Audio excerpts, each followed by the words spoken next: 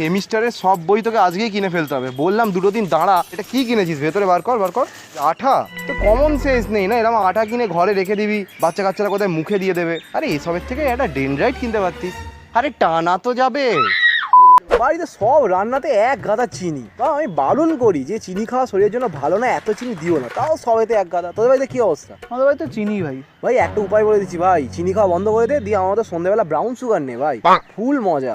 না সেরিওয়ালা ভাই, প্রচন্ড গরম হচ্ছে বুঝলি, কল থেকে একটু জল ভরে নিয়ে আসছি। এ ভাই দাঁড়া দাঁড়া, তুই এখন কল থেকে জল ভরে খাবি ভাই? টিডিএস কত হাই জানিস? শরীর খারাপ করে যাবে ভাই, হেভি মেটাল থাকে। কেন কলের জল খাবি ভাই? এনে তোকে আমি টাকা দিচ্ছি, এনে 50 টাকা নে, গিয়ে পাশের দোকান থেকে একটা 10 টাকা জলের বোতল নিয়ে নে।